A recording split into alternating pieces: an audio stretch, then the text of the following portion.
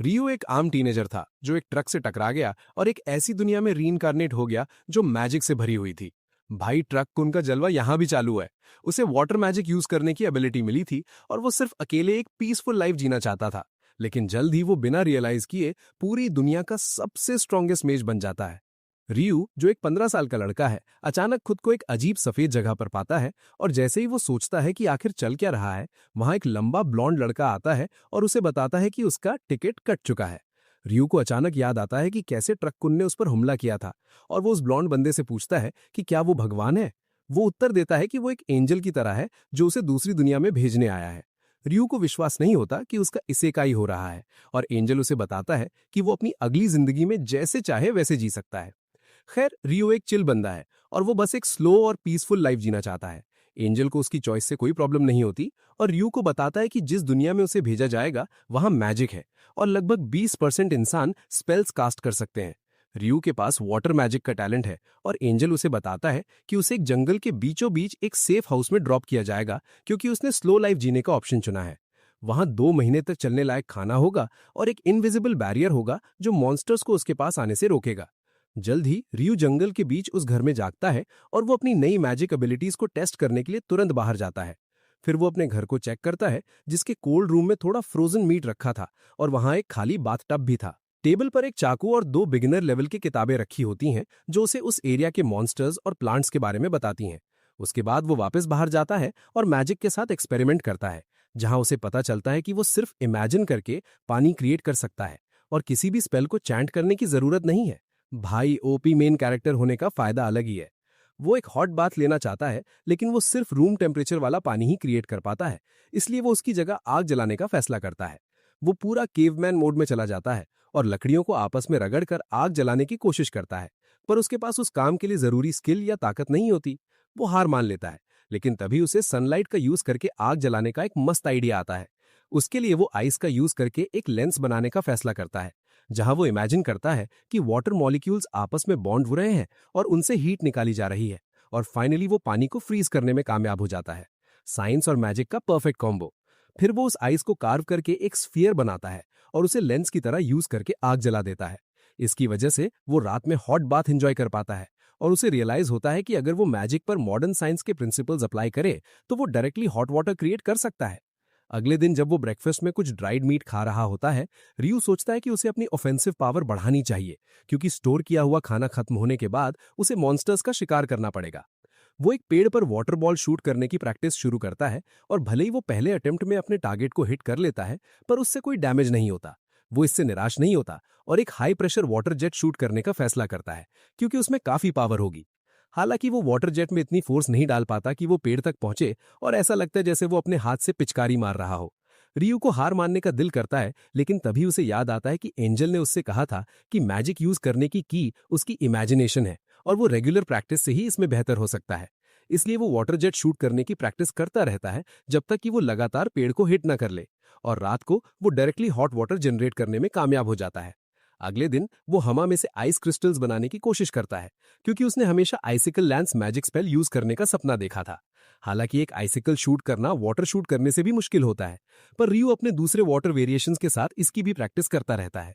दिन गुजर जाते हैं और वो वाटर और आइस यूज करने में और भी ज्यादा स्किल्ड हो जाता है और एक दिन वो कुछ खाने का शिकार करने के लिए जंगल में जाने का फैसला करता है।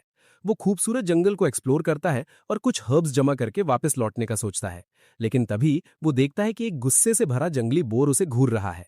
जैसे ही बोर उस पर हमला करता है, रियू डर के मारे वहीं जम जाता है और आखिरी मोमेंट पर मुश्किल से उसके रास्ते से हट पाता है। वो बोर आसानी से एक पेड़ को गिरा देता है और रियू वापस लड़ने की हिम्मत जुटाता है। वो बोर के सामने जमीन को आइस की एक शीट से कवर कर देता है जिससे वो फिसल जाता है। दिमाग देखो बंदे का।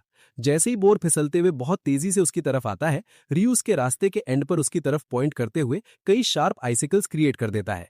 बोर पूरी स्पीड में उन आइसिकल से टकराता है और स्विस चीज में बदलने के बाद तुरंत पैक हो जाता है।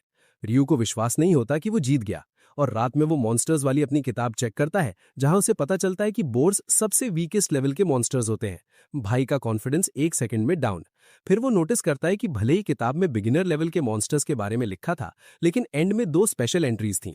पहली एंट्री ड्रैगन्स के बारे में थी जो इतने पावरफुल होते हैं कि पूरे शहर को आसानी से जला सकते हैं और अगर किसी को ड्रैगन दिखे तो उसे तुरंत वहां से भाग जाना चाहिए।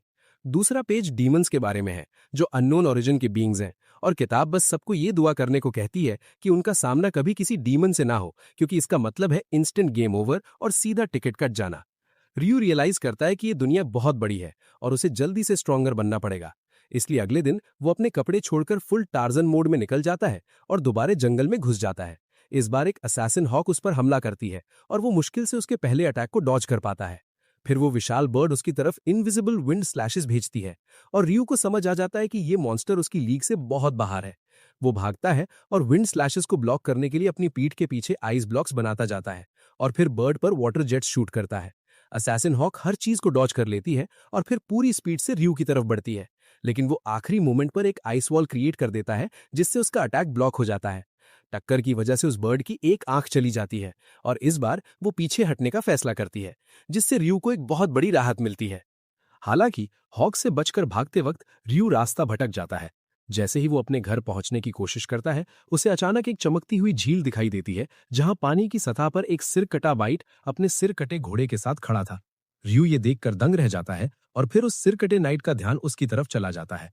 खुशकिस्मती से वो सही सलामत अपने घर वापस आ जाता है और उसके बाद जंगल को एक्सप्लोर करना जारी रखता है। वो ताकतवर मॉन्स्टर्स से लड़ता है और अपनी अटैक मैजिक को मास्टर करता है।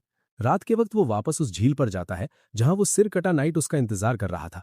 रियू को अपनी किताब में सिर कटे राइडर्स या दुल्हन्स के बारे में कुछ नहीं मिलता और वो सोचता है कि क्या ये इसलिए है क्योंकि वो हाई लेवल मॉन्स्टर्स हैं या फिर उन्हें मॉन्स्टर्स माना ही नहीं जाता। लेकिन इन सबसे कोई फर्क नहीं पड़ता, क्योंकि वो यहाँ उसके साथ फाइट प्रैक्टिस करने आया था। रियू आइस से बनी एक तलवार से उस सिर कटे नाइट पर हमला करता है, लेकिन वो एक भी स्ट्राइक नहीं कर पाता। उसकी जगह उसे ही कई अटैक्स झेलने पड़ते हैं, लेकिन वो एक आइस शील्ड से उन सबको ब्लॉक कर लेता है। आखिरकार वो थककर जमीन पर गिर जाता है, लेकिन सिर कटा नाइट उस पर हमला नहीं करता, क्योंकि असल में वो उसे ट्रेन कर रहा था। जैसे ही वो उठता है, सिर कटा नाइट एक छोटा क्रिस्टल नाइफ पकड़े हुए उसकी तरफ आता है। नाइट नाइफ पर पानी लगाता है और फिर उसे फ्रीज करके एक आइस की तलवार में बदल देता है। वो तलवार रियू को देता है, जिसे समझ आ जाता है कि सिर कटा नाइट उसे इस टेक्निक को मास्टर करने को कह रहा है। इसके कुछ ही देर बाद रियू का सामना उसी असैसिन हॉक से होता है जिससे वो पहले लड़ा था, लेकिन इस बार वो इवॉल्व होकर अपने और भी ताकतवर वर्जन में बदल चुकी थी, लेकिन अपने राइट्स खो चुकी थी। इवॉल्व्ड हॉक रियू की तरफ विंड स्लैशेस भेजती है, जो उन्हें इंस्टेंटली ब्लॉक करने के लिए आइस वॉल्स क्रिएट करता है। वो बड़ी मुश्किल से उन अटैक्स से बच पाता है जो उसकी शील्ड्स को फाड़ देती थी, क्योंकि वो पिछली बार से कहीं ज्यादा ताकतवर थे। रियू भागने पर मजबूर हो जाता है और वो सिर्फ उस हॉक के अटैक्स को ब्लॉक कर पाता है। हॉक अचानक तेजी से उसकी तरफ बढ़ती है और रियू किसी तरह अपने सामने कई आइस शील्ड्स लगाकर उसके अटैक को रोकता है। वो आइसिकल से हॉक को हिट करने की कोशिश करता है, लेकिन वो भी काम नहीं करता और फिर हॉक एक सोनिक अटैक यूज करके उसकी आइस शील्ड्स को तुरंत कैंसिल कर देती है। रियू को समझ आ जाता है कि अब वो मुसीबत में है, लेकिन तभी हॉक उसे फिगरेटिवली और लिटरली दोनों तरह से शॉक कर देती है जब वो उस पर एक थंडरबोल्ट से हमला करती है। वो मॉन्स्टर कहानी खत्म करने के लिए उसकी तरफ झपटती है, लेकिन रियू अपनी क्रिस्टल सोर्ड निकालकर उसके अटैक को पैरी करने में कामयाब हो जाता है। यहां तक कि वो बर्ड द्वारा भेजे गए इनविजिबल विंड अटैक्स को भी काट सकता है और जब वो दोबारा उसकी तरफ झपटती है तो वो उसके सीने में तलवार घोंपने में कामयाब हो जाता है। हॉक जमीन पर गिर जाती है और रियू उसके पास जाता है, रियलाइज करते हुए कि वो इस मॉन्स्टर से सिर्फ 2 बार मिला, लेकिन उनके बीच एक बहुत स्ट्रांग बॉन्ड बन गया था।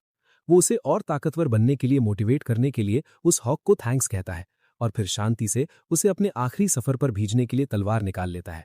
भाई एनिमे का उसूल, विलेन से दोस्ती करो फिर उसकी पेटी बना दो। फिर रियू घर की तरफ बढ़ने लगता है, लेकिन तभी उसे हैरान करते हुए एक ड्रैगन वहां आ जाता है। उसे लगता है कि ये इस दुनिया में उसका आखिरी दिन होने वाला है, लेकिन हैरानी की बात यह होती है कि ड्रैगन उससे टेलीपैथी के जरिए बात करने लगता है। ड्रैगन उससे पूछता है कि क्या उसने एक ब्लैक हॉक देखी है, और रियू घबरा जाता है कहीं उसने ड्रैगन की ही किसी मिनियन का टिकट तो नहीं काट दिया। खुशकिस्मती से ड्रैगन इस बारे में काफी चिल लगता है और यहां तक कि रियू की इस अचीवमेंट पर उसे कॉम्प्लीमेंट भी देता है। फिर वो बताता है कि उसने जो वेपन पकड़ा हुआ है वो काफी रेयर है, क्योंकि वो फेरी किंग की तलवार है। रियू को इस बात पर विश्वास नहीं होता और वो उस फ्रेंडली ड्रैगन से इस दुनिया के बारे में और जानने का फैसला करता है, जो अपना नाम लुइन बताता है। वो पूरा दिन बातें करते हैं, लेकिन शाम को ड्रैगन को घर वापस बुलाया जाता है और वो रियू से कहता है कि शायद वो किसी दिन दोबारा मिलेंगे। दूसरी तरफ कुछ हफ्तों बाद रियू को सी फूड खाने की बहुत क्रेविंग होती है, तो वो बीच पर जाता है, लेकिन वहां एक टूटे हुए शिप को देखकर हैरान रह जाता है। उसे जल्द ही शिप के पास एक आदमी मिलता है और उसे करीब से चेक करने पर रियू को पता चलता है कि उसकी पेटी बन चुकी है। अचानक उसे एक आदमी के कराहने की आवाज सुनाई देती है और उसकी आंखें चमक उठती हैं, क्योंकि इस दुनिया में आने के बाद से वो पहली बार किसी इंसान से मिल रहा था। उस आदमी का नाम एबल था, जिसे याद आता है कि कैसे एक जायंट ऑक्टोपस मॉन्स्टर ने तूफान के दौरान उनके शिप पर हमला किया था, जिसकी वजह से वो ओशन में गिर गया था। लेकिन जब वो अपनी आंखें खोलता है तो वो खुद को रियो के घर में पाता है। उसे एहसास होता है कि वो किसी तरह सही सलामत बच निकला है और तुरंत बाकी लोगों को ढूंढना शुरू कर देता है। जैसे ही वो घर से बाहर निकलता है, वो और भी ज्यादा कंफ्यूज हो जाता है, क्योंकि उसे कोई आइडिया नहीं था कि ये कौन सी जगह है। और ठीक तभी रियो उसके पीछे से आता है। एबल शॉक्ड हो जाता है, क्योंकि एक काफी स्किल्ड वॉरियर होने के बावजूद वो रियो के आने को सेंस नहीं कर पाया। ओपी हीरो के आगे वॉरियर का सिस्टम हैंग हो गया। वो उसके ड्रेसिंग सेंस को देखकर भी शॉक्ड हो जाता है, लेकिन डिसाइड करता है कि वो पोलाइट रहेगा और शुरू में इस बारे में बात नहीं करेगा। एबल खुद को इंट्रोड्यूस करता है और उसकी जान बचाने के लिए उसे थैंक्स कहता है। रियो जवाब देता है कि वो सिर्फ उसे ही बचा पाया, और जब वो बाकी सबको ढूंढने गया तो उन सभी का टिकट ऑलरेडी कट चुका था। एबल उसे उन लोगों के बारे में चिंता करने को नहीं कहता, क्योंकि वो स्मगलर्स थे, लेकिन इससे पहले कि वो आगे कुछ बता पाता, उसके पेट से आवाजें आने लगती हैं। रियो से कहता है कि वो खाना खाते हुए बात कर सकते हैं और उसे अंदर ले जाता है, जहां एबल, जो कि किसी नोजी पड़ोसी जैसा था, तुरंत उसके कपड़ों का टॉपिक निकाल देता है। रियो उसे बताता है कि उसके पास कोई दूसरे कपड़े नहीं है और नए कपड़े बनाने के लिए कोई फैब्रिक भी नहीं है, तो एबल उसे कुछ खरीद लेने को कहता है। वो तुरंत ये सोचना छोड़ देता है कि रियो कपड़े खरीदने के लिए बहुत गरीब होगा, लेकिन रियो ये बताकर उसका गिल्ट कम कर देता है कि इस एरिया में उसके अलावा और कोई इंसान नहीं रहता। एबल फिर रियो से पूछता है कि क्या वो खाने के लिए शिकार करता है, और वो इस पर हामी भरता है। फिर वो पूछता है कि क्या वो इसके लिए नाइफ का यूज करता है, लेकिन रियो अपनी ऑटो मैजिक को शो ऑफ करते हुए कहता है कि वो अपनी ज्यादातर हंटिंग मैजिक का यूज करके ही करता है। एबल इससे काफी इंप्रेस होता है, क्योंकि दुनिया के सिर्फ आधे लोग ही मैजिक यूज कर सकते हैं और वो उस दूसरे आधे हिस्से में आता है जो नहीं कर सकते। रियो के लिए काफी शॉकिंग न्यूज होती है, क्योंकि एंजल ने उसे बताया था कि सिर्फ 20% लोग ही मैजिक यूज कर सकते हैं। खैर, एबल उससे कहता है कि वो उसे वापस समुद्र के किनारे ले चले, क्योंकि उसे कुछ कंफर्म करना है। रास्ते में एबल रियो से कहता है कि अगर उनके सामने कोई भी खतरा आता है तो वो उसे फ्रंट लाइन पर लड़ने दे। रियो जवाब देता है कि इसकी कोई जरूरत नहीं है, लेकिन एबल जिद करता है, क्योंकि वो हमेशा सिर्फ बचने वाला इंसान नहीं बनना चाहता। रियो उसे उसकी मर्जी का करने देता है और जल्द ही वे उस टूटे हुए जहाज के पास पहुंच जाते हैं, जहां से सारी बॉडीज गायब हो चुकी थीं। एबल सोचता है कि या तो मॉन्स्टर्स ने या फिर समुद्र ने उन्हें निगल लिया होगा। वो रियो को उसे बचाने के लिए दिल से थैंक्स कहता है, क्योंकि वरना उसकी भी पेटी बन चुकी होती। एबल फिर बताता है कि वो जो ढूंढ रहा था वो उसे नहीं मिला, और अभी के लिए वो बस अपने दोस्तों से मिलना चाहता है। लेकिन उस भयंकर तूफान ने उनके जहाज को साउथ की तरफ बहुत दूर भेज दिया था, और अब उसे कोई आइडिया नहीं है कि उसे किस दिशा में आगे बढ़ना चाहिए। अचानक उसे एक आइडिया आता है और वो रियो से पूछता है कि क्या वो उसके साथ चलना चाहेगा। ये सुनकर रियो हैरान रह जाता है। एबल कहता है कि रास्ता ढूंढने में उसे रियो की मदद चाहिए, और इसके बदले में वो शहर में उसे एक ऐसी जॉब दिला देगा जिससे वो एक बेहतर जिंदगी जी सकेगा। रियो कुछ देर उसके ऑफर के बारे में सोचता है और आखिरकार वो शहर तक एबल का गाइड बनने का फैसला करता है। उसी शाम वो अपने उस छोटे से गार्डन को देखता है जिसे उसने बहुत मेहनत से उगाया था, और ये सोचकर थोड़ा इमोशनल हो जाता है कि अब उसे ये सब पीछे छोड़ना पड़ेगा। रात को वो एबल को बताता है कि वो किसी को गुड बाय कहने बाहर जा रहा है, और भले ही एबल उस शख्स के बारे में जानने के लिए क्यूरियस था, पर वो इस मैटर में ज्यादा दखल ना देने का फैसला करता है। दूसरी तरफ रियो उस हेडलेस नाइट से मिलने झील पर जाता है और उसे बताता है कि वो लंबे समय के लिए जंगल छोड़कर जा रहा है। वो नाइट को फाइट सिखाने के लिए थैंक्स कहता है और फिर अपना चाकू निकालकर कहता है कि आज रात वो अपनी पूरी ताकत के साथ उसके साथ लड़ेगा। हेडलेस नाइट भी अपनी तलवार निकालता है और फिर रियो उसकी तरफ तेजी से बढ़ता है, अपने लगातार हमलों से उसे पीछे धकेलते हुए। एक लंबी और कड़ी टक्कर के बाद रियो थक कर चूर हो जाता है और नाइट वापस झील में चला जाता है। रियो उसे एक आखिरी बार थैंक्स कहता है और नाइट चुपचाप खड़ा रहता है। हालांकि जैसे ही वो अपनी जगह पर पहुंचता है, वो घूमता है और पानी के अंदर से एक मैजिक सूट समन करता है, जो रियो के लिए एक फेयरवेल गिफ्ट था। सूट मिलने पर रियो थोड़ा सेंटिमेंटल हो जाता है और घर लौटने से पहले एक बार फिर हेडलेस नाइट को दिल से शुक्रिया कहता है। अगली सुबह रियो और एबल अपने नए सफर के लिए तैयार होते हैं, और रियो उस जगह को छोड़ते वक्त काफी नॉस्टैल्जिक फील करता है जहां उसने इतना लंबा वक्त बिताया था। जल्द ही जंगल में उनका सामना एक वाइल्ड बोर से होता है और एबल उससे कहता है कि ये शिकार वो अकेले संभाल लेगा। वो अपनी तलवार निकालकर बोर की तरफ झपटता है और फिर एक कॉम्बैट स्किल का यूज करके उस बेचारे जानवर को डोनट में बदलकर हमेशा के लिए पैक कर देता है। भाई, क्या ओपी बॉडीगार्ड मिल गया इसे। ये देखकर रियो दंग रह जाता है और पूछता है कि कॉम्बैट स्किल्स आखिर होती क्या है। एबल समझाता है कि जो लोग वेपन से लड़ते हैं वो इन कॉम्बैट स्किल्स का इस्तेमाल करते हैं। रात को वे एक खोखले पेड़ के अंदर कैंप बनाते हैं और अगले दिन जंगल के रास्ते अपना सफर आगे बढ़ाते हैं। एक दलदल के पास उनका सामना कुछ लिजर्ड मैन से होता है और एबल उनसे भिड़ने के बजाय रास्ता बदलने का फैसला करता है क्योंकि वे काफी ताकतवर होते हैं। हालांकि रियो सेंस कर लेता है कि रास्ता बदलने के बाद भी लिजर्ड मैन उनका पीछा कर रहे हैं और एबल उनसे लड़ने के लिए तैयार हो जाता है। रियो उसे बताता है कि उनकी गिनती बहुत ज्यादा है, इसलिए वो भी उनसे लड़ने के लिए अपनी मैजिक का यूज करेगा। एबल सोचता है कि रियो अपने मैजिक स्टाफ के बिना नहीं लड़ पाएगा, लेकिन उसका सिस्टम तब हैंग हो जाता है जब रियो एक ही झटके में अपने आइसिकल लैंस से 4 लिजर्ड मैन की पेटी बना देता है। फाइट खत्म होने के बाद एबल रियो से उसके यूज किए गए स्पेल के बारे में पूछता है।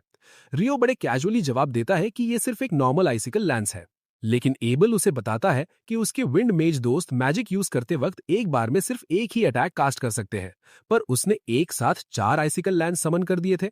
रियो चालाकी से बात घुमाते हुए कहता है कि ये पक्का विंड मैजिक की कोई प्रॉब्लम होगी, क्योंकि वाटर मैजिक के लिए ये बहुत ही नॉर्मल बात है।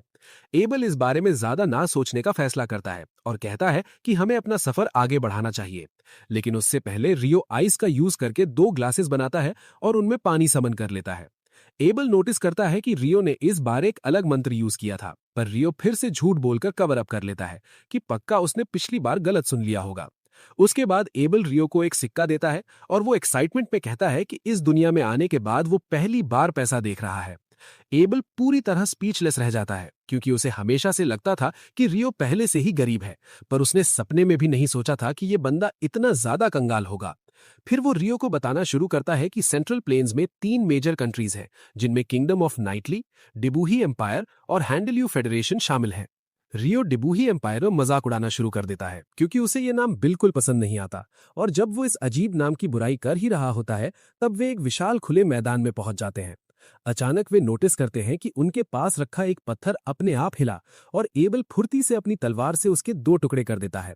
रियो भी उनकी तरफ तेजी से आते पत्थरों को ब्लॉक करने के लिए एक वाटर शील्ड लगा देता है और एबल को एहसास होता है कि वे लोग गलती से रॉक गोलम्स के घोंसले में घुस आए हैं।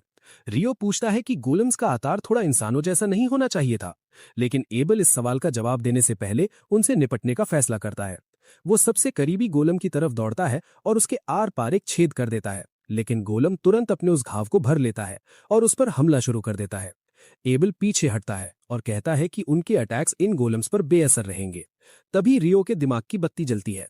वो हवा में एक विशाल आइस क्यूब क्रिएट करता है और उसे गोलम्स के ठीक ऊपर गिरा देता है, जिससे उनका कचूमर निकल जाता है। एबल का तो ऐसी ओपी टेक्निक देखकर दिमाग ही चकरा जाता है क्योंकि उसने पहले कभी ऐसा भयंकर स्पेल नहीं देखा था। लेकिन रियो बाकी बचे गोलम्स को हमेशा के लिए छुट्टी करने के लिए इसका कुछ और बार यूज करता है। उसके बाद उन्हें एक बड़ा मैजिक स्टोन वाला एक स्पेशल रॉक गोलम मिलता है और एबल कहता है कि ये मार्केट में बहुत महंगे दाम पर बिकेगा। रियो कहता है कि वो बाकी गोलम्स के अंदर से भी मैजिक स्टोन निकालना चाहता है, लेकिन वो सब इतनी सारी बर्फ के नीचे दबे थे और रियो उस पूरी बर्फ को पिघलाने के लिए या तो बहुत आलसी था या फिर थोड़ा बेवकूफ। दोस्तों, ठीक तभी कुछ वाइवन्स भी वहां आ जाते हैं और रियो बेहद एक्साइटेड हो जाता है क्योंकि अब उन्हें 2 खूंखार मॉन्स्टर्स के बीच एक भयंकर बैटल देखने को मिलेगी। जल्द ही वाइवन्स अपनी मैजिक एबिलिटी का इस्तेमाल करके उस बिहिमत पर बड़े बड़े पत्थरों की बारिश करना शुरू कर देते हैं, लेकिन वो जायंट बीस्ट बस एक जोर की दहाड़ मारता है जिससे उनकी सारी मैजिक तुरंत कैंसिल हो जाती है और वे सब धड़ाम से जमीन पर गिर जाते हैं। रियो एबल को बताता है कि उस विशालकाय मॉन्स्टर ने पक्का मैजिक कैंसिलेशन स्किल का भयंकर इस्तेमाल किया है। बाद में जब वे दोनों आराम से अपना डिनर कर रहे होते हैं, तब एबल रियो से उस मैजिक कैंसिलेशन स्किल के बारे में और ज्यादा पूछताछ करता है। एबल बताता है कि उसने सिर्फ डंजन्स के अंदर मौजूद कुछ खास ट्रैप्स के बारे में सुना है जो इस तरह का काम कर सकते हैं। डंजन्स का नाम सुनते ही रियो का सिस्टम एकदम से एक्टिवेट हो जाता है और वो खुशी से उछल पड़ता है। एबल उसे बताता है कि लून नाम के शहर में एक बड़ा डंजन मौजूद है और वे लोग उसी शहर की तरफ आगे बढ़ रहे हैं। ये बात सुनकर रियो बुरी तरह भड़क जाता है और एबल पर गुस्सा करता है कि उसने इतनी जरूरी बात उसे पहले क्यों नहीं बताई।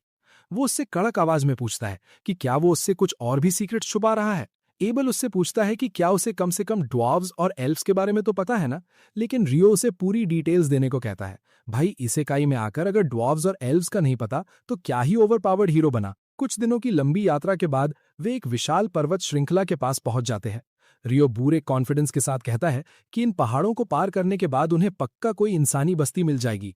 एबल उससे पूछता है कि वो इतने यकीन के साथ कैसे कह सकता है। रियो अपने दिमाग में सोचने लगता है कि क्या उसे एबल को बता देना चाहिए कि वो एक असली ड्रैगन से मिला था जिसने उसे इस दुनिया के बारे में बहुत कुछ सिखाया है।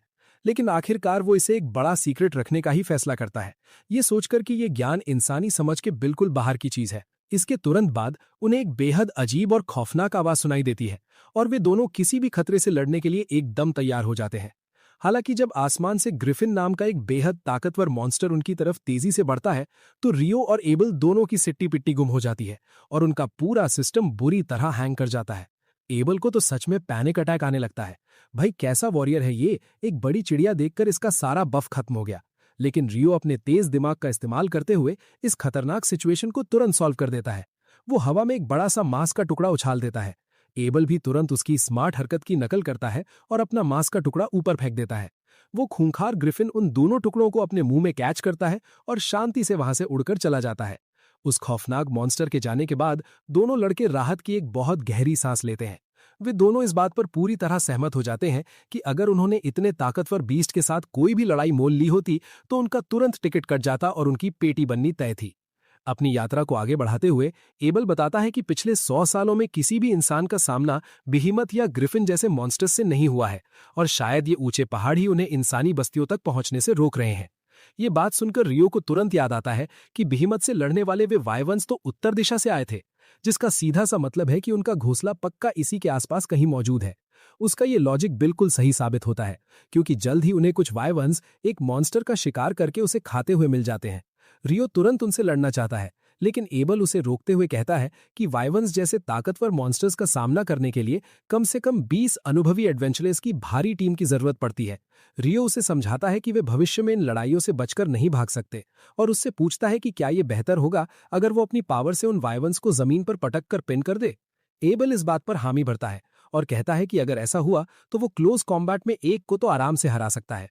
रियो बिना कोई वक्त गवाए तुरंत बाहर कदम रखता है और एक बहुत ही लंबा और नकली स्पेल चांट करना शुरू कर देता है। वो ये फालतू का ड्रामा सिर्फ इसलिए करता है ताकि वो 4 नुकीले आइसिकल समन करके उन वाइवन्स के पंखों को जमीन से चिपका सके। भाई ओवर पावर्ड होने के बाद भी ये बंदा एक्स्ट्रा एक्टिंग करने से बाज नहीं आता। इस शानदार मौके का फायदा उठाते हुए एबल आगे बढ़ता है और उन मॉन्स्टर्स का भेजा उड़ाकर उन्हें हमेशा के लिए पैक कर देता है। लेकिन तभी वहां अचानक 2 और वाइवन्स आ धमकते हैं। रियो इस बार बिना किसी स्पेल का ड्रामा किए सीधे अपने आइसिकल से उन्हें जमीन पर गाड़ देता है। ये देखकर एबल को उस पर भयंकर शक होने लगता है कि ये लड़का आखिर है कौन और इसका असली लेवल क्या है। खैर, जैसे तैसे वे सभी वाइवन्स को हरा देते हैं और उनके मैजिक स्टोन्स कलेक्ट कर लेते हैं। फिर उत्तर दिशा की तरफ अपनी यात्रा दोबारा शुरू कर देते हैं। जल्द ही वे उस पर्वत श्रृंखला को पार कर लेते हैं और हरी भरी पहाड़ियों के पास पहुंच जाते हैं। एबल इस बात से पूरी तरह हैरान था कि उन्होंने न सिर्फ उन खतरनाक वाइवन्स का सामना किया बल्कि उन्हें भारी मात्रा में मैजिक स्टोन्स भी मिल गए थे जो एम्पायर पहुंचने पर उन्हें बहुत सारा पैसा दिला सकते थे। तभी अचानक रियो के अंदर ये जानने की उत्सुकता जाग उठती है कि वे आखिर किस देश की तरफ आगे बढ़ रहे हैं, क्योंकि उसे किसी भी जगह से कोई दिक्कत नहीं थी सिवाय डुबूही एम्पायर के। एबल उसे जानकारी देता है कि डुबूही एम्पायर वहां से थोड़ा और उत्तर दिशा की तरफ है। ये सुनकर रियो के चेहरे पर एक बड़ी राहत दिखाई देती है। ये अजीब रिएक्शन एबल को बहुत कंफ्यूज करता है और रियो से पूछता है कि क्या उसे उस एम्पायर के साथ कोई पुरानी पर्सनल दिक्कत है। रियो बड़ी शांति से जवाब देता है कि उसे उस एम्पायर या वहां के लोगों से कोई परेशानी नहीं है, लेकिन उस देश का नाम ही इतना क्रिंज और बकवास है कि वो उसके साथ जुड़ना ही नहीं चाहता। भाई राइटर का लॉजिक देखो, नाम पसंद नहीं इसलिए उस देश में जाना ही नहीं। एबल को रियो का ये बचकाना बहाना बहुत ही अजीब लगता है। अचानक रियो को दूर से आती हुई एक सड़क दिखाई देती है। उस सड़क को पूर्व से पश्चिम की ओर जाते हुए देखकर एबल को यह एहसास हो जाता है कि वे जो पहाड़ अभी अभी पार करके आए हैं वो कोई आम पहाड़ बिल्कुल नहीं थे। हालांकि जब रियो उससे पूछता है कि वो इतनी गहराई से क्या सोच रहा है तो एबल बात को घुमाते हुए कहता है कि कुछ नहीं और बताता है कि ये सड़क उन्हें सीधा एक कस्बे तक लेकर जाएगी। एक मुलायम बिस्तर पर सोने के ख्याल मात्र से ही रियो बहुत ज्यादा एक्साइटेड हो जाता है और एबल उसे उस कस्बे के फेमस खाने को ट्राई करने का सुझाव देता है। रात होते होते वे उस कस्बे में पहुंच जाते हैं। जब वे एक सराय के अंदर बैठकर मजे से अपना डिनर खा रहे होते हैं तब एबल रियो को एडवेंचरस गिल्ड में खुद को रजिस्टर करवाने का सुझाव देता है। वो बताता है कि गिल्ड का लाइसेंस उसके लिए एक पक्के आइडेंटिटी कार्ड की तरह काम करेगा। इसके अलावा अगर उसके पास गिल्ड का लाइसेंस होगा तो उसे किसी भी नए शहर में घुसते वक्त कोई टैक्स नहीं देना पड़ेगा। एबल रियो को यह भी याद दिलाता है कि कस्बे में घुसते वक्त उसने रियो की एंट्री के लिए अपनी जेब से एक सिल्वर कॉइन भरा था। ये सुनकर रियो उसे ताने मारना शुरू कर देता है और पूछता है कि क्या वो एक दोस्त के लिए खर्च किए गए एक एक पैसे का हिसाब रखने वाला है। एबल को रियो का ये क्रिंज बिहेवियर अंदर ही अंदर बहुत चुभता है, लेकिन वो अपना ज्ञान देना जारी रखता है। वो रियो को बताता है कि अगर वो एडवेंचरर गिल्ड का एक मेंबर बन जाता है तो गिल्ड उससे सारे मैजिक स्टोन्स और मॉन्स्टर मटेरियल एक बहुत ही अच्छी कीमत पर खरीद लेगा। वो आगे समझाता है कि केवल एल्केमिस्ट ही उन मॉन्स्टर मटेरियल्स का सही तरीके से इस्तेमाल करने की एबिलिटी रखते हैं। एल्केमिस्ट के बारे में सुनकर रियो के अंदर उनके बारे में और ज्यादा जानने की उत्सुकता पैदा होती है। हालांकि उसे कोई भी सवाल पूछने का मौका नहीं मिलता क्योंकि तभी एक वेट्रेस उसका गर्मा गर्म खाना लेकर आ जाती है। अपनी प्लेट में करी राइस देखकर रियो को अपनी आंखों पर बिल्कुल भी विश्वास नहीं होता। वो ये प्रोसेस करने की कोशिश करता है कि आखिर इस अनजान दुनिया में करी राइस कैसे मौजूद हो सकता है, क्योंकि आइस गाय वाले एनिमे तक में भी मेन कैरेक्टर को परफेक्ट करी बनाने के लिए दुनिया भर की यात्रा करनी पड़ती है और भयंकर कड़ी मेहनत करनी पड़ती है। और रियो भी अपनी इसेकाई लाइफ में उस पल का बेसब्री से इंतजार कर रहा था। उस करी का स्वाद बिल्कुल वैसा ही स्वादिष्ट और नॉस्टैल्जिक था जैसा वो जापान में खाया करता था। रियो बिना कोई वक्त गवाए उस पूरी प्लेट को तुरंत साफ कर देता है और अपने लिए और करी राइस ऑर्डर कर देता है। भाई का असली प्लॉट आर्मर तो उसे ये शानदार खाना मिलने में ही दिखाई दे रहा है। अगले दिन रियो लगातार उस करी की तारीफों के पुल बांधता रहता है कि वो कितनी ज्यादा टेस्टी थी। वो एबल से कहता है कि ये करी राइस एक और ऐसी कमाल की चीज निकली जिसे एबल ने अब तक उससे छुपा कर रखा था। वो बड़े ही मजाकिया अंदाज में एबल से कहता है कि वो अपने अंदर छुपे हुए सारे सीक्रेट्स बाहर निकाल दे और उसे बता दे। एबल इस बात से थोड़ा हैरान रह जाता है, लेकिन रियो बस ये जानना चाहता था कि उस कस्बे में डिजर्ट और मिठाइयों की अच्छी दुकानें कहाँ पर है। एबल घबराते हुए वहां से दूर जाने लगता है और कहता है कि उसे मीठा खाना बिल्कुल भी पसंद नहीं है। एबल का ये सस्पिशियस और अजीब सा बिहेवियर रियो को पूरी तरह कंफ्यूज कर देता है कि आखिर ये बंदा उससे छुपा क्या रहा है। कहीं इसका सिस्टम किसी नए मिशन के लिए तो तैयार नहीं हो रहा। वो अपना सफर आगे बढ़ाते हैं और गेहूं के खेतों से घिरे लून टाउन पहुंचते हैं। गेट पर गार्ड निम्मर एबल को जिंदा देखकर चौंक जाता है क्योंकि कुछ महीने पहले उसके लापता होने की रिपोर्ट थी।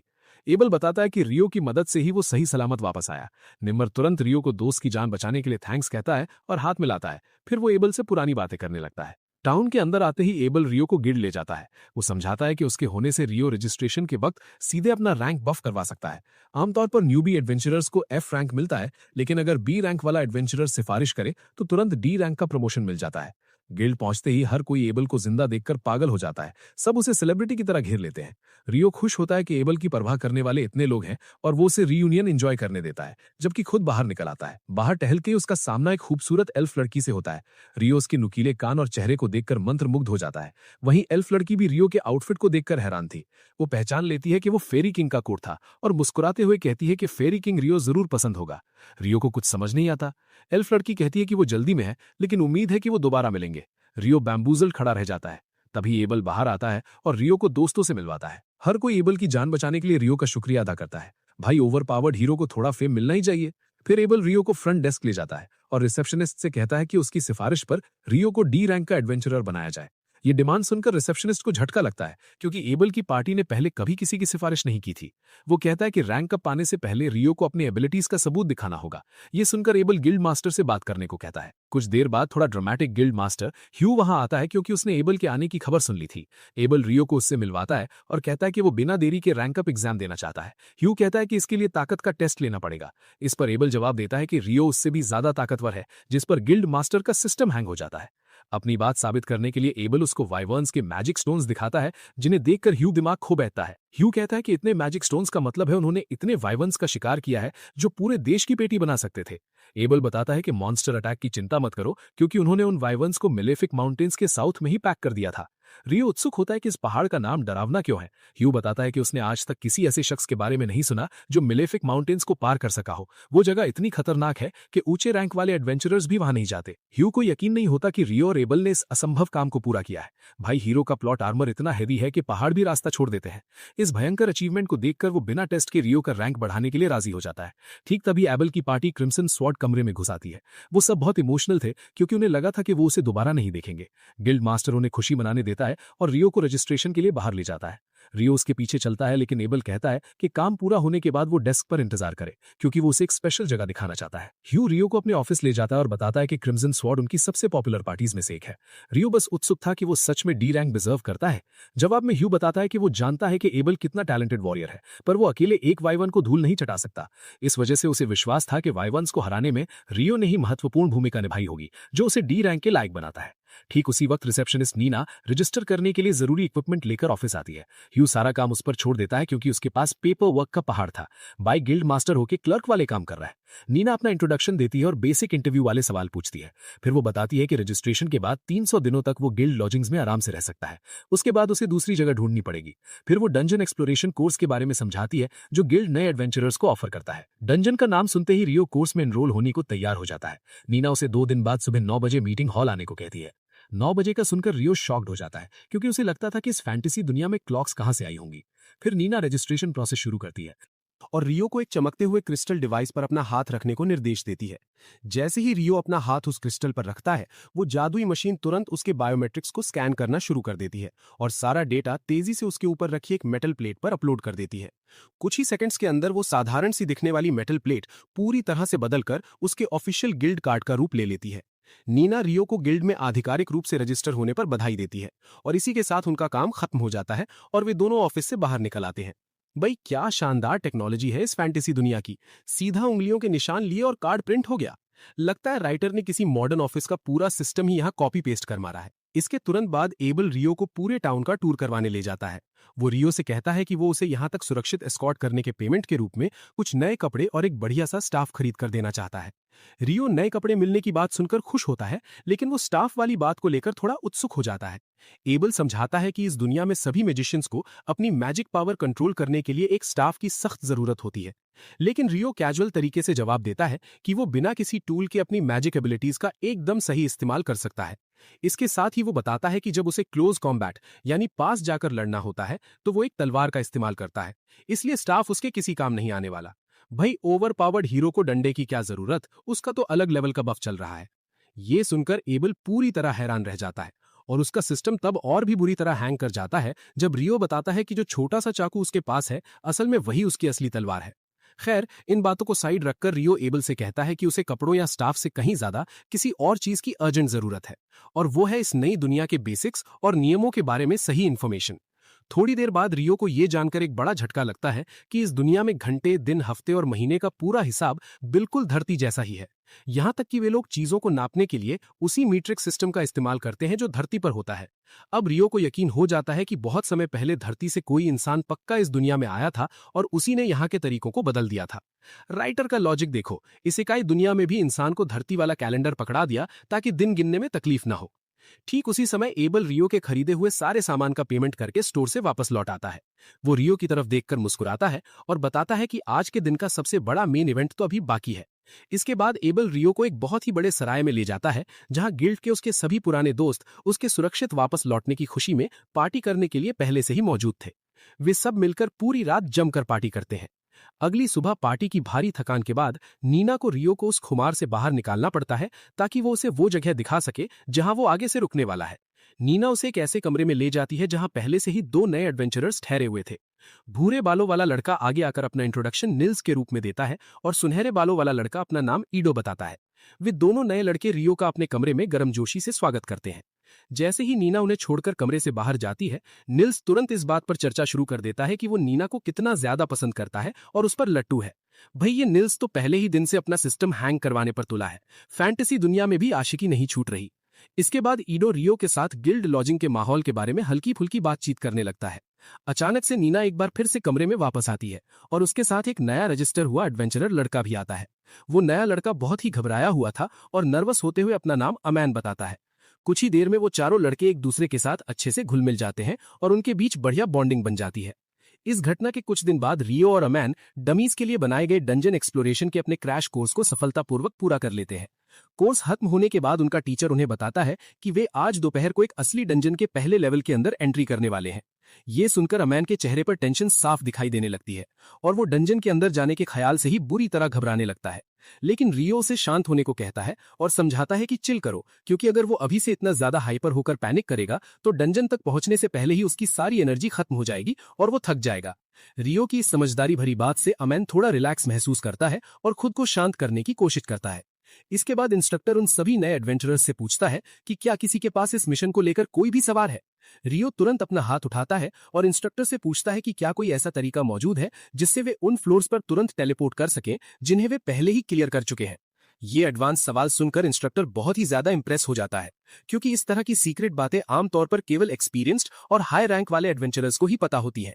इंस्ट्रक्टर रियो को जवाब देते हुए बताता है कि दक्षिण दिशा की तरफ कुछ ऐसे खास डंजन जरूर मौजूद है जिनमें चेक पॉइंट्स के बीच तुरंत ट्रैवल करने का गजब का फीचर होता है। लेकिन वो ये भी साफ कर देता है कि इस शहर के लून डंजन में ऐसा कोई भी जादुई फीचर या शॉर्टकट बिल्कुल मौजूद नहीं है। मतलब साफ था कि रियो और उसकी टीम को इस डंजन में हर एक लेवल को पैदल ही पार करना होगा और अपना पसीना बहाना होगा। दोस्तों, इंस्ट्रक्टर सारे स्टूडेंट्स को शहर के बीच बने एक विशाल डंजन की तरफ ले जाता है। वो बताता है कि शहर इस डंजन के चारों तरफ बसा है। हर कुछ सालों में मॉन्स्टर्स की गिनती तेजी से बढ़ती है और कभी वो जमीन के ऊपर निकल आते हैं। इंस्ट्रक्टर बताता है कि चारों ओर बनी दीवारें नागरिकों को सुरक्षित रखती हैं। फिर वो कहता है कि अभी मॉन्स्टर वेव का चांस नहीं है। जल्दी ही वो पहले फ्लोर पर पहुंचते हैं, जो एक सुरक्षित जगह है। सबको घूमने फिरने की आजादी मिलती है, पर मुख्य द्वार के पास रहना होगा। रियो और एमन टीम अप करते हैं। कुछ देर में रियो को मॉन्स्टर का एहसास होता है। एक मॉन्स्टर एंट आती है। रियो समझ जाता है कि ये सोल्जर एंट है। वो एमन को गर्दन पर वार करने को कहता है, जबकि खुद उसे लांसेस से रोकता है। रियो ओपी मोड में आकर मॉन्स्टर को जमीन पर जकड़ लेता है। एमन गर्दन काटकर मॉन्स्टर की पेटी बना देता है। रियो ट्रॉफी के लिए जादुई पत्थर निकाल लेता है। रात को वो रूममेट्स के साथ पहले डंजन सफर का जश्न मनाते हैं। वो इम्प्रेस होते हैं कि इन दोनों ने सोल्जर एंट को अकेले पैक कर दिया। एमन बताता है कि असली मेहनत तो रियो ने की थी। एमन कल फिर डंजन जाने का बोलता है, पर अकेले जाने से डरता है। रियो साथ चलने का ऑफर देता है क्योंकि उसे पहले फ्लोर पर मॉन्स्टर आने का शक था। ईडो बताता है कि सोल्जर एंट्स की अफवाहें हैं। तभी एबल आकर बताता है कि सोल्जर एंट्स जमीन खोद कर ऊपर आती हैं। मशहूर एडवेंचरर को देखकर लड़के दंग रह जाते हैं। रियो सामान्य बात करता है। एबल विनती करता है कि वो रियो का ध्यान रखें। मिल्स अटेंशन में खड़ा होकर खुद को प्रस्तुत करता है और मशहूर बनने की इच्छा जताता है। एबल हाथ मिलाता है और सर्वाइवल को पहली प्राथमिकता रखने की सलाह देता है। रियो उससे पूछता है कि आखिर वो यहाँ क्या कर रहा है। एबल बोलता है वो मिशन से लौटा है। तभी एबल की पार्टी आ धमकती है। लड़कियां भड़कती हैं क्योंकि वो जानकारी देने के बजाय बिगिनर्स की मदद कर रहा था। लिन वॉरेन को आदेश देती है कि वो एबल को उठा ले। वो आदमी एबल को उठा लेता है और एबल चिल्लाता है, कैसा ओपी बंदा है जो ऐसे पिट रहा है। इस ड्रामे के बीच लिन रियो को जलन भरी नजरों से घूरती है। प्रीस्टेस लिहिया आगे आकर उसे रोकती है और माफी मांगती है। उनके जाते ही मिल्स पागल हो जाते हैं।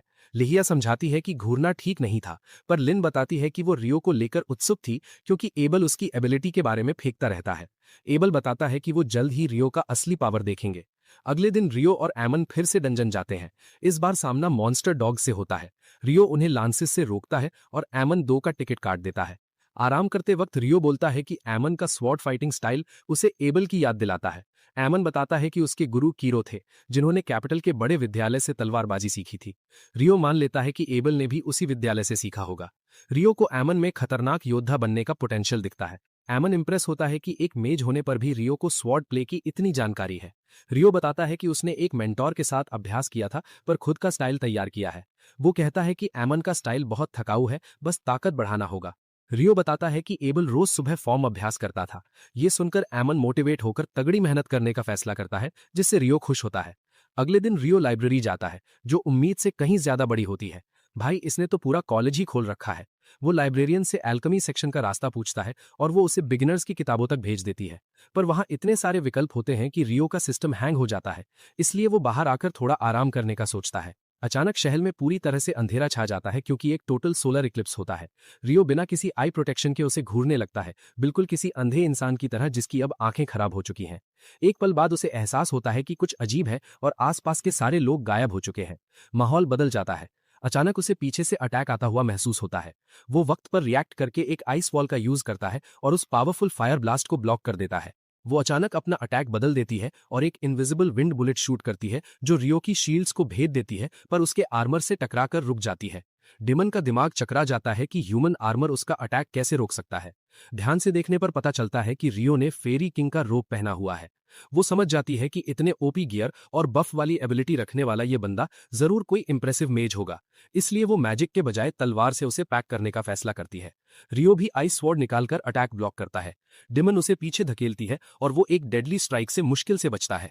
वो सैकड़ों आइसिकल लांसेस से काउंटर अटैक करता है, पर डिमन सब डॉज कर लेती है। पर वो इस बात पर ध्यान नहीं देती कि सोलर एक्लिप्स खत्म होने वाला है।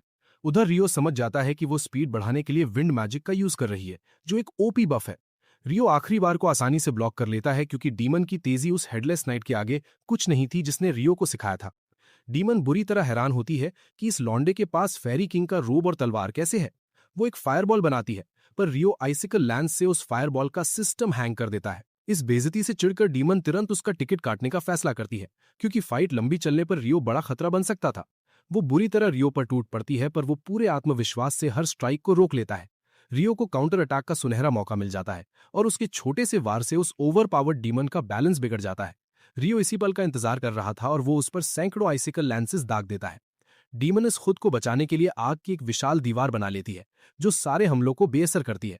पर लैंसेस की स्पीड बढ़ने पर वो खुद को सुरक्षित रखने के लिए पत्थर की दीवारें भी खड़ी करती है। रियो अपना अटैक पैटर्न बदलता है। वो दीवार काटने और डीमन को जख्मी करने के लिए जबरदस्त वाटर जेट्स वाली एबिलिटी यूज करता है। अपने आप को जख्मी देख वो चौंक जाती है।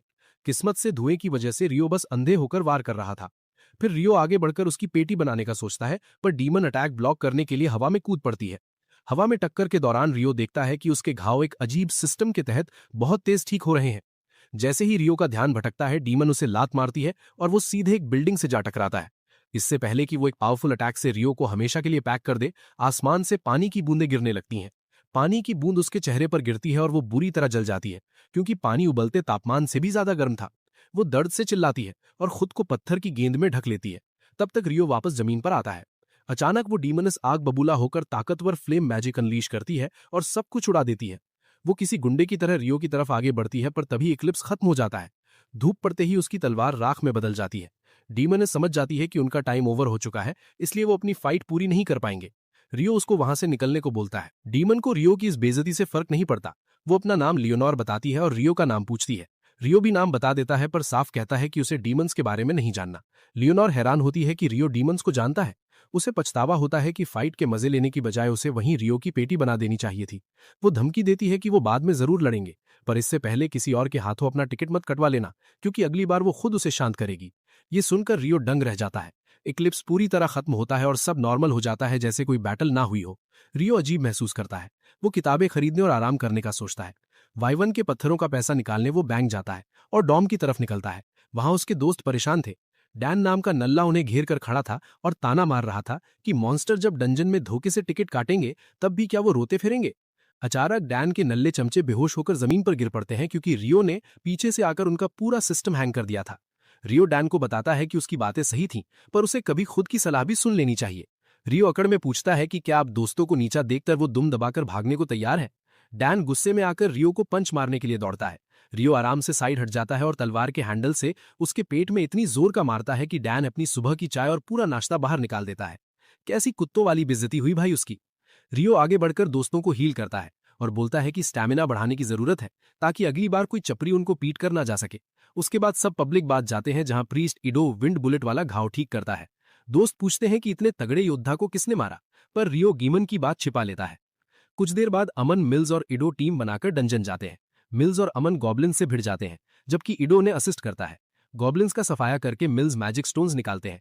वो आपस में चर्चा करते हैं कि गॉब्लिन्स कितने खतरनाक थे। मिल्स कहता है कि चौथे फ्लोर पर गॉब्लिन आर्चर्स थे, इसलिए अब और आगे जाना मौत को बुलाना होगा। इडो भी अग्री करता है। अमन को और शिकार करके अमीर बनना था, पर मिल्स को एबल की सर्वाइवल वाली बात याद आती है। वो चुपचाप जमीन पर वापस लौट आते हैं। ये सबसे बेस्ट फैसला था, क्योंकि ठीक नीचे एक बड़े मॉन्स्टर ने एक दूसरे ग्रुप की पेटी बना दी थी। जमीन पर वापस आकर रियो उस डीमन के ओवर पावर्ड मैजिक के बारे में सोचता है। उन दोनों की कास्टिंग स्पीड बिल्कुल बराबर थी, पर वो लड़की मूवमेंट स्पीड में रियो से आगे थी। उसके विंड मैजिक से थोड़ी जलन होती है, पर रियो नई टेक्निक इन्वेंट करने की ठानता है। फिर वो खुद को पानी के तेज जेट से प्रोपेल करने का सोचता है। वो अपने सामने बर्फ का चबूतरा बनाकर पीठ पर वाटर जेट्स का प्रेशर देता है, पर सारी साइंस बेकार जाती है, क्योंकि इतनी मेहनत के बाद भी उसकी स्पीड ऐसी थी जैसे सड़क पार करती कोई बुद्धि दादी हो। भाई सच में ये क्या ही सस्ता और बकवास एक्सपेरिमेंट था। उसके बाद वो डीमंस और एल्केमी पढ़ने लाइब्रेरी निकल जाता है। उसी वक्त एबल की पार्टी की नल्ली विजर्ड लिन भी वहां किताब खंगाल रही होती है। वो ऐसे स्पेल की खोज में थी जो गोलम्स को कुचलने के लायक आइस वॉल बना सके, पर उसे कुछ नहीं मिलता। वो इस बात से खुश होती है क्योंकि वो मानना चाहती थी कि रियो बस एक धोखेबाज है जिसने एबल का पोपट बनाया है। उसका मानना था कि इतने खतरनाक स्पेल्स सिर्फ सबसे ओवर पावर्ड विजर्ड ही यूज कर सकता है। किताब वापस रखते वक्त अचानक उसकी नजर एल्फ लड़की सायरा पर पड़ती है। दोनों थोड़ी बातें करती हैं और फिर सायरा वापस अपनी पार्टी के पास चली जाती है। दूसरी तरफ अमोन और उसके दोस्त गिल लौट आते हैं। वहां आते ही मिल्स का मजनू मोड ऑन हो जाता है और वो रिसेप्शनिस्ट नीना को देखते ही हकलाने लगता है। भाई ऐसी आफत में भी इसको आशिकी सूझी है। आइडो उसके सर पर मारता है जब वो नीना को बताता है कि उन्हें 5वें फ्लोर पर गॉब्लिन आर्चर्स मिले हैं। ये नामुमकिन बात थी, इसीलिए वो तुरंत भाग कर आए थे। नीना मैजिक स्टोन्स वेरीफाई करके गिल्ड मास्टर को इन्फॉर्म करने भागती है। गिल्ड मास्टर ह्यू ये सुनकर खुश नहीं होता, क्योंकि 10वें फ्लोर के मॉन्स्टर्स अब 5वें फ्लोर पर आ गए थे। उसे शक होता है कि ये किसी बड़े खतरे का संकेत है। वो नीना को शहर की सभी बी रैंक्ड पार्टीज बुलाने को कहता है। नीना बताती है कि अभी सिर्फ 2 हाई रैंक पार्टीज हैं, जिनमें एबल की क्रिम्सन सॉर्ड और व्हाइट ब्रिगेड शामिल है। जल्द ही एबल और उसकी पूरी पार्टी ह्यू के ऑफिस की तरफ निकल पड़ती है। एबल इस बात से चिढ़ा हुआ था कि उसे व्हाइट ब्रिगेड के साथ काम करना पड़ेगा, क्योंकि उसे उनका लीडर पसंद नहीं था। उसकी पार्टी की लड़कियां उसे फटकारती हैं कि वो रोना बंद करे, और ऑफिस में घुसने से पहले वो शांत हो जाता है। व्हाइट ब्रिगेड का लीडर फेल्प्स वहां बैठा था। दोनों के बैठते ही ह्यू स्थिति समझाता है कि 5वें फ्लोर पर गॉब्लिन्स मिले हैं और जानकारी बिल्कुल सच है। वो आदेश देता है कि दोनों पार्टीज को डंजन में जाकर मॉन्स्टर आउटब्रेक की इन्वेस्टिगेशन करनी होगी। ह्यू बताता है कि आखिरी आउटब्रेक 10 साल पहले हुआ था और इस बार नया शुरू होने वाला है। वो एडवांस पेमेंट ऑफर करता है और मिशन पूरा होने पर पैसे देने का वादा करता है। पर तभी एबल पूछता है कि क्या उन्हें सिर्फ इन्वेस्टिगेशन करनी है। ह्यू हाँ बोलता है और फेल्प्स पूछता है कि आउटब्रेक शुरू हुआ तो क्या करना होगा। गिल्ड मास्टर तुरंत बोलता है कि उन्हें जमीन पर वापस आना होगा, क्योंकि वो दीवारों को लॉक कर देंगे और इन मॉन्स्टर्स की पेटी बनाने के लिए नाइट्स की मदद लेंगे। वो बताता है कि उसने लॉर्ड को सूचित कर दिया है, क्योंकि ऐसी स्थिति में तैयार रहना होगा। वो दोनों पार्टी से पूछता है कि क्या वो राजी हैं, और दोनों हाँ कर देते हैं। अगले दिन रियो दोस्तों के उठने से पहले ही नॉर्डर्न लाइब्रेरी जाने के लिए तैयार हो जाता है।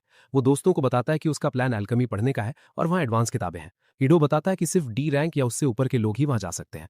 अमोन कहता है कि वहाँ फॉरबिडन बुक्स होने की अफवाहें हैं।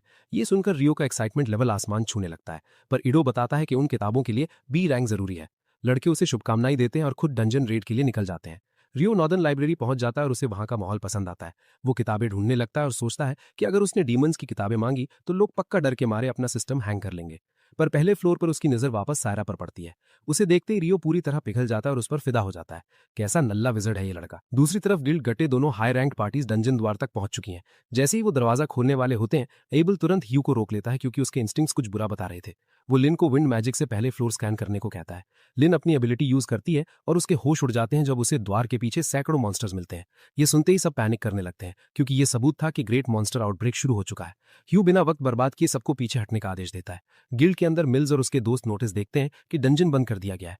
वो सोचते हैं कि ये उन्हीं की वजह से हुआ होगा। तभी एक आदमी चीखते हुए आता है और सबको बताता है कि मॉन्स्टर आउटब्रेक शुरू हो गया है और दीवारों पर जाना होगा। इधर लाइब्रेरी में रियो और सायरा आंखों में बातें करते हैं और सायरा कहती है कि वो आज फिर मिल गए। दोनों अपना नाम बताते हैं। सायरा पूछती है कि क्या वो किसी चीज की तलाश में आया है। रियो डीमंस वाली बात घुमाकर बोलता है कि वो गोलम्स बनाने को एल्केमी सीखना चाहता है। सायरा इंप्रेस होती है, क्योंकि गोलम्स बनाना आसान नहीं है, पर वो बताती है कि कोई स्पेसिफिक किताब नहीं है। वो उसे पीछे आने को कहती है, क्योंकि उसे लाइब्रेरी की जानकारी है और वो उसकी मदद करेगी। रास्ते में बातें होती हैं और सायरा बताती है कि वो विंड पार्टी की अकेली मेंबर है। रियो कहता है कि शहर में एक ही एल्फ थी। सायरा बताती है कि वो थोड़ी अजीब एल्फ है। उधर एडवेंचरस डंजन दीवारों पर पहुंचते हैं। मॉन्स्टर्स द्वार तोड़कर बाहर निकलते हैं। ह्यू सबको अटैक का आदेश देता है। महायुद्ध शुरू होता है। नाइट्स जुड़ते हैं, पर ह्यू बुरी तरह परेशान था, क्योंकि मॉन्स्टर्स बहुत ज्यादा थे। एबल की पार्टी के तीर खत्म होते हैं। तभी मिल्स नल्लागिरी छोड़कर तीरों का बैरल लाता है और बताता है कि बॉस मॉन्स्टर का टिकट काटना है। दोस्तों, लगभग सभी गॉब्लिन्स की पेटी बन चुकी थी। ह्यू आदेश देता है कि एबल और फेल्प्स आगे लीड करें। वो दीवार से कूदते हैं और लिन विंड मैजिक से उनकी लैंडिंग आरामदायक बनाती है। वो तेजी से आगे बढ़ते हुए द्वार तक पहुंचते हैं। जल्दी ही एक गॉब्लिन जनरल बाहर आता है, जिसे देखकर सबको लगता है कि युद्ध खत्म हो जाएगा, परंतु उसके पीछे 2 और जनरल्स निकलते हैं। एबल समझ जाता है कि आगे सीधे एक गॉब्लिन किंग आने वाला है। वो सबको बताता है कि गॉब्लिन किंग के आने से पहले इन जनरल्स को पैक करना होगा, वरना उन्हें भयंकर बफ मिल जाएगा। एबल और फेल्प्स एक एक जनरल पर हमला करते हैं, जबकि लिन और लिहिया तीसरे को संभालती हैं। एबल अपने दुश्मन के हाथ काट देता है। तभी उसकी नजर गॉब्लिन किंग पर पड़ती है और वो सबको लेटने का आदेश देता है। अगले ही पल डंजन से एक खतरनाक विंड स्लैश बाहर आता है, जो एक ही झटके में उन गॉब्लिन जनरल्स का सिस्टम हैंग कर देता है। भाई, कैसा नल्ला किंग है जो अपने ही बंदों का टिकट काट रहा है। सब लोग गॉब्लिन किंग की ताकत देखकर डर जाते हैं, पर एबल और फेल्प्स जानते थे कि वो उस ओवर पावर्ड राक्षस से लड़ सकते हैं। वो हमला करते हैं, पर दुश्मन के प्लॉट आर्मर जैसी चमड़ी पर हथियार नाकाम रहते हैं। एबल तेजी से आगे बढ़कर भूत बनने वाली एबिलिटी यूज करता है, ताकि अटैक्स डॉज कर सके। वो दुश्मन के दिल पर वार करता है, पर उसकी पेटी नहीं बना पाता। गॉब्लिन किंग पलटकर अटैक करता है, पर एबल अचानक गायब होकर लिन को वार करने का आदेश देता है। लिन की विंड स्पीयर्स भूत बने एबल के आर पार होकर गॉब्लिन किंग का टिकट काट देती हैं। सब चैन की सांस लेते हैं। अनजान के अंदर कोई और आफत भी है। बाद में रियो गिल्ड पहुंचता है तो देखता है कि माहौल जोश से भरा था। दूसरी तरफ गिल्ड मास्टर ह्यू कागजों के पहाड़ के नीचे दबा था। वो परेशान था, क्योंकि उसे लॉर्ड और नाइट कमांडर को आउटब्रेक की जानकारी देनी थी। उसे सभी एडवेंचरर्स को फीस देनी थी, उन्हें असेस करना था और रॉयल कैपिटल को इनवॉइसेस भेजने थे। सोचो भाई, इतनी बड़ी आफत टलने के बाद भी इस बेचारे को नौकरों की तरह घिसा जा रहा है। डंजन 1 महीने के लिए बंद हो चुका था, जिससे एक नई मुसीबत शुरू होने वाली थी। इसी बीच रियो दोस्तों से मिलता है, जो बताते हैं कि टॉप पार्टीज ने आफत का पैकअप किया। मिल्स हमेशा की तरह एबल का बखान करता है कि उसने गॉब्लिन किंग को कैसे पकड़ा। इडो बताता है कि लिन ने बुलेट रेन नामक highest level wind magic use किया था। अमोन हैरान था कि एबल ने बिना हिले अटैक डॉज किया। तभी एबल आकर बताता है कि उसने परफेक्ट शैडो नामक स्वॉर्ड स्किल यूज की थी, जो अटैक्स बेअसर करती है। लड़के बिल्कुल फैन बॉयज की तरह चहकते हैं। रियो के दिमाग में बस वही स्किल घूम रही थी और वो उसका नाम रखने वाले को जीनियस मानता है। तभी लिन और लिहिया वहां आती हैं। उनकी मीठी आवाज के पीछे की जलन रियो महसूस कर लेता है। लिन हैरानी से पूछती है कि क्या वो सच में बर्फ की दीवार बना सकता है। रियो हाँ बोलता है और बताता है कि लिमिट 40 मीटर का क्यूब है। ये सुनकर लिन के होश उड़ जाते हैं। रियो कहता है कि एबिलिटी सीखना आसान नहीं था। लिन पूछती है कि क्या ये ओरिजिनल स्पेल है और बिना मंत्र के जादू कैसे होता है। रियो मासूमियत से जवाब देता है कि मंत्र तो बस शो ऑफ है, क्योंकि लोग कूल लगना चाहते हैं। लिन का सिस्टम पूरी तरह हैंग हो जाता है। इससे पहले कि वो कुछ पूछती, निल्स बताता है कि खाना ठंडा हो रहा है और रियो तुरंत काउंटर पर भाग जाता है। कैसा भुक्कड़ योद्धा है ये। एबल समझाता है कि रियो सच में मंत्र को कचरा मानता है। कुछ दिनों बाद डंजन बंद होने की वजह से गिल्ड में काम की भारी कमी हो जाती है। जब रियो जाकर देखता है कि उसके नल्ले दोस्त सड़क पर एकदम खाली नोटिस बोर्ड को उदासी से घूर रहे थे, तो वो उनका पूरा स्ट्रगल जल्दी से जान लेता है। रियो बताता है कि उसे एल्केमी के लिए मैजिक कॉपर ओर चाहिए। दोस्त ये सुनकर बुरी तरह हैरान थे, क्योंकि वो मैजिक ओर काफी ज्यादा महंगी थी, परंतु वो जानते हैं कि रियो बहुत अमीर है। वो उन्हें उस ओर को ढूंढने के लिए हायर करता है। निल्स एक पुरानी खदान के बारे में बताता है। रियो खुश होकर उन्हें एडवांस में 4 गोल्ड कॉइन्स और हर ओर पर 25 गोल्ड कॉइन्स देने का वादा करता है। शर्त बस सुरक्षित लौटने की थी। ये ऑफर सुनकर उनका जोश बढ़ जाता है, क्योंकि इतना पैसा वो पूरे साल में नहीं कमा पाते, और वो निकल पड़ते हैं। अपने कमरे की तरफ वापस जाते रास्ते में रियो देखता है कि सड़क पर कुछ घमंडी नाइट्स एक बेचारी औरत को जबरदस्ती बुरी तरह घसीट रहे थे, और एक अकेला एडवेंचरर उन्हें रोकने पर धक्का देता है। ये देखकर एक नाइट आग बबूला होकर तलवार निकालता है, पर वार करते ही अचानक फिसलकर जमीन पर ढेर हो जाता है। हैरानी की बात यह थी कि वहां सड़क पर ऐसी कोई चीज नहीं थी। वो नाइट एडवेंचरर पर चिल्लाता है कि उसने कैसा जादू किया। एडवेंचरर मजाक उड़ाते हुए कहता है कि शायद जॉन सीना आकर तुझे गिरा दिया। भाई क्या ही नल्ला जोक था, पर चुप रहने से ठीक ही था। नाइट दोबारा उठने की कोशिश करता है, पर फिर से जमीन पर ढेर हो जाता है। असल में ये सब रियो की छिपी हुई एबिलिटी का कमाल था, जिसने नाइट्स का सिस्टम हैंग कर दिया था। तभी भीड़ को चीरते हुए फेल्प्स आता है और नाइट्स को वहां से दफा होने की चेतावनी देता है। नाइट्स अकड़ते हुए पूछते हैं कि एक मामूली एडवेंचरर की ऐसी हिम्मत कैसे हुई।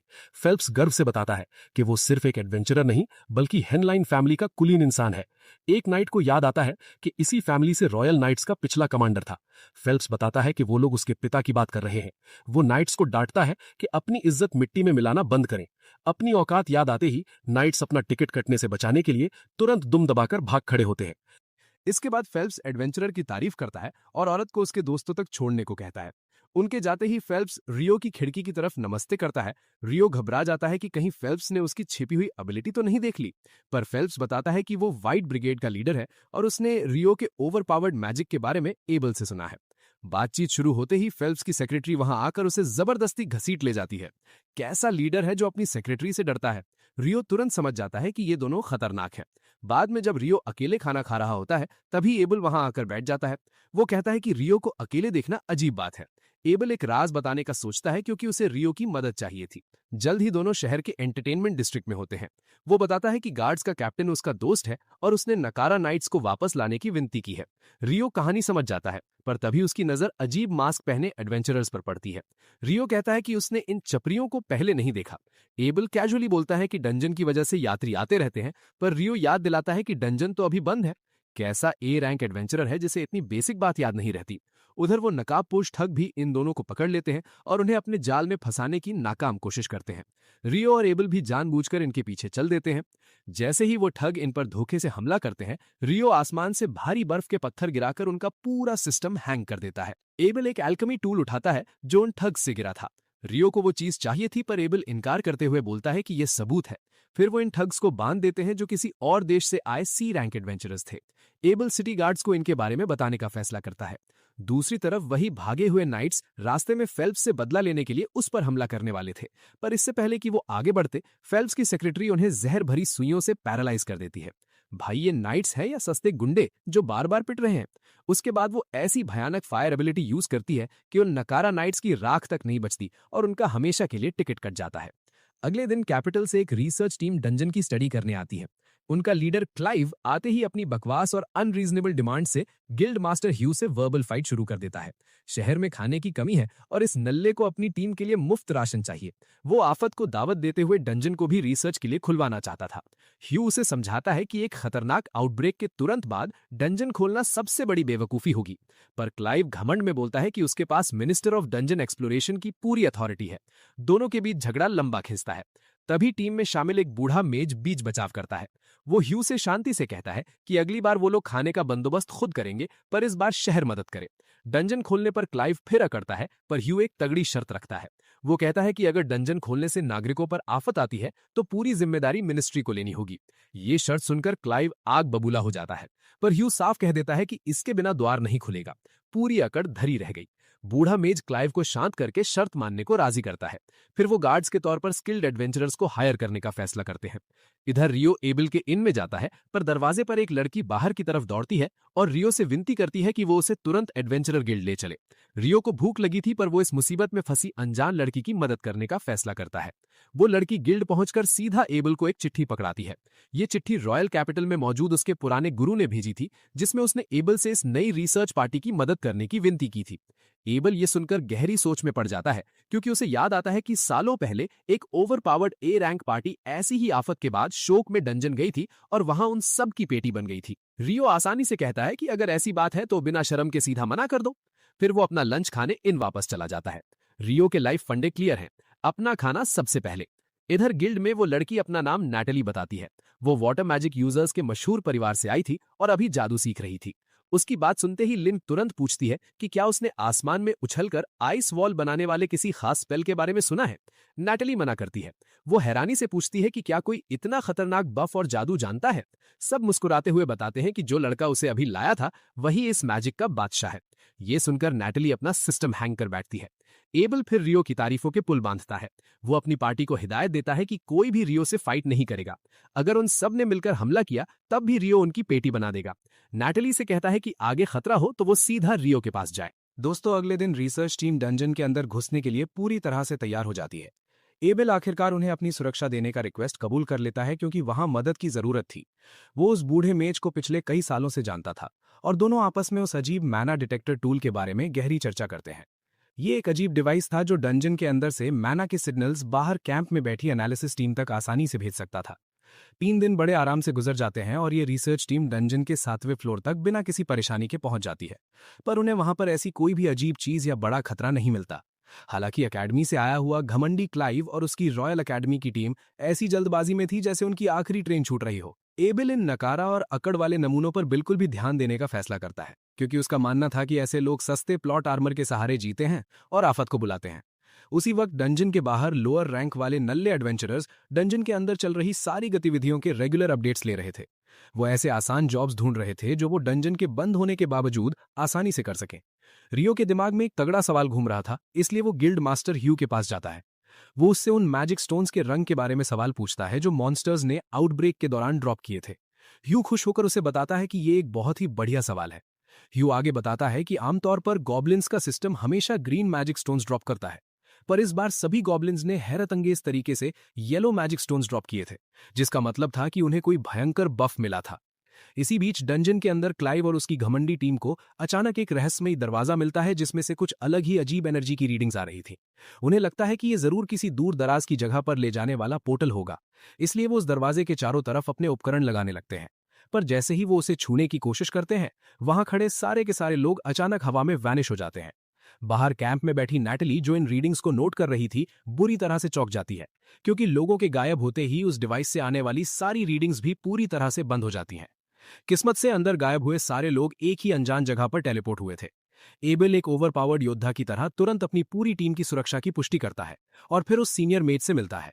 दूसरी तरफ कचरे जैसा दिमाग रखने वाला नल्ला क्लाइव अपने आदमियों को आदेश देता है कि वो इस अजीब घास के मैदान की जांच शुरू करें, पर साथ ही सावधान रहने को भी कहता है, क्योंकि उन्हें नहीं पता था कि यहाँ कितने खतरनाक मॉन्स्टर्स उनकी पेटी बनाने घूम रहे हैं।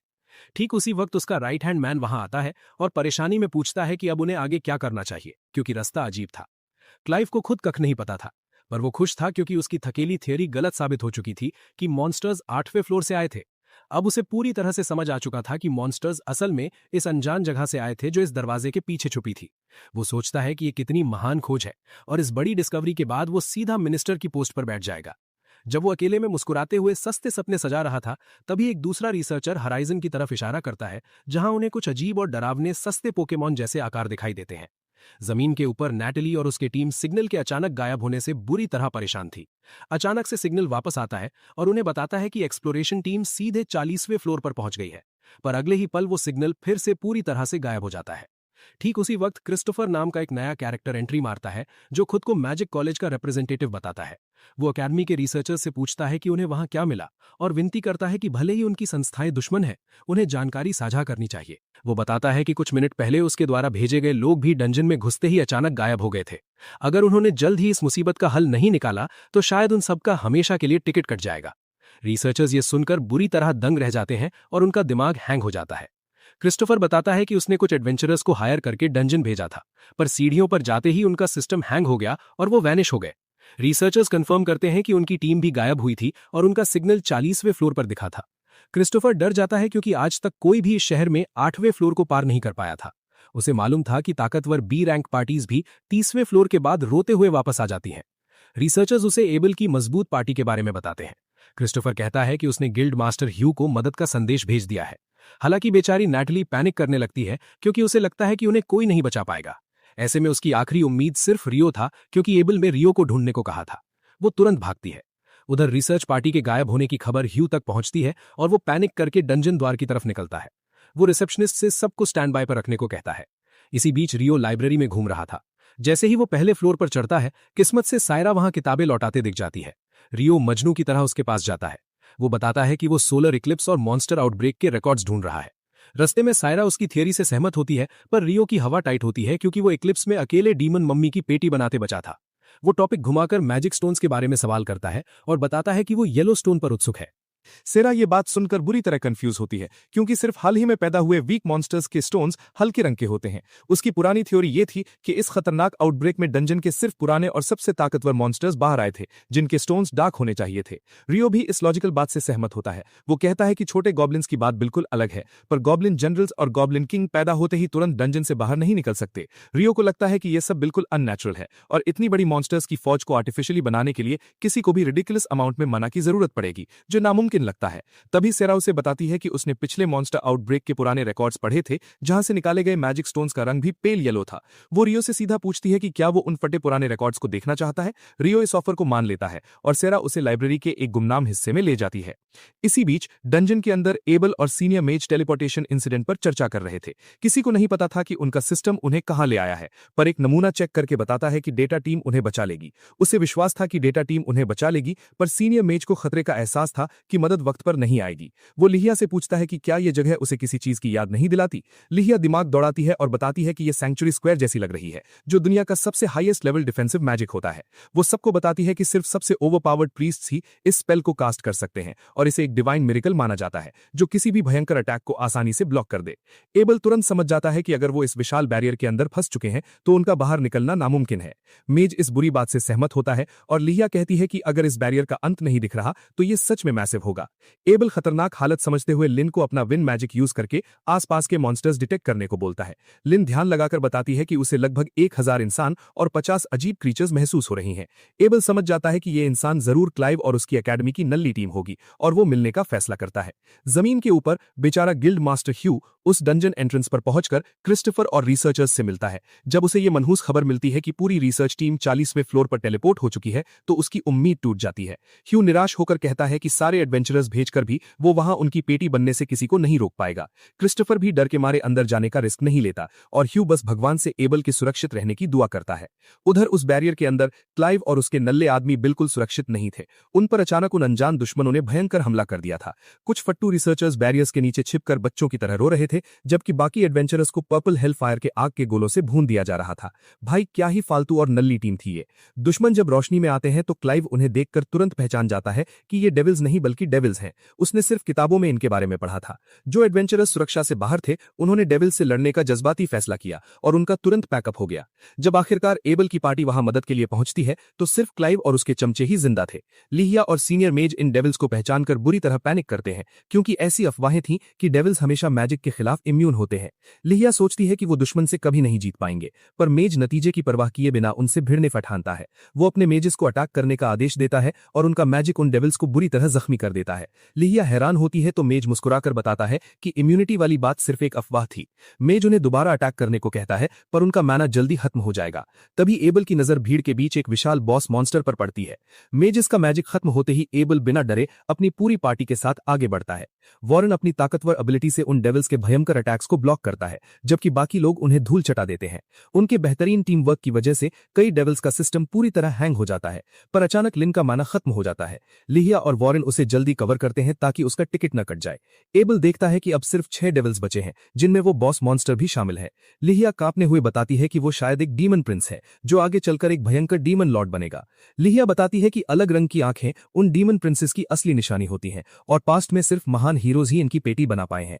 एबल इस भयंकर रिस्क को लेने का फैसला करता है और हिम्मत से आगे बढ़कर कहता है कि वो बाकी डेविल्स को पैक कर देगा, भले ही बॉस से ना जीत पाए। वो लिहिया को हमेशा उम्मीद बनाए रखने को कहता है। अचानक डीमंस उस पर टूट पड़ते हैं और एबल जल्दी से उनमें से 2 का टिकट काट देता है। तभी डीमन प्रिंस उसकी पार्टी पर अटैक करके उन्हें हवा में उड़ा देता है। फिर वो सीधा 1v1 फाइट के लिए एबल तक आता है। उस ताकतवर प्रिंस की स्पीड से एबल डर जाता है। प्रिंस एक बार से एबल को साइड फेंक देता है। क्लाइव की टीम प्रिंस पर मैजिक मारती है, पर असर नहीं होता। उल्टा मिनियंस प्रोजेक्टाइल से उनके सारे बेकार शील्ड्स तोड़ देते हैं और उन्हें वापस भागने पर मजबूर करते हैं। दोस्तों, इसी के साथ इस खतरनाक सीरीज का पार्ट 1 यहीं एंड होता है। वीडियो पहले ही काफी लंबी हो चुकी है और आगे कॉपीराइट का भी भारी रिस्क रहता है। वैसे भाइयों, चैनल की रीच अभी काफी डाउन चल रही है, तो पूरा सपोर्ट दिखाओ। वीडियो को दबाकर लाइक करो, एक तगड़ा सा कमेंट छोड़ो और अपने दोस्तों के साथ शेयर जरूर करो, ताकि इस चैनल को वापस से एक मस्त बूस्ट मिल सके। आपको टेंशन लेने की बिल्कुल जरूरत नहीं है, क्योंकि इसका नेक्स्ट पार्ट भी बहुत जल्द आने वाला है। चलो अब नेक्स्ट पार्ट में ही देखेंगे कि ये हीरो आखिर किस तरह आकर इन डीमंस का पूरा सिस्टम हैंग करता है और किस किस का हमेशा के लिए टिकट कटता है। तब तक के लिए बने रहिए।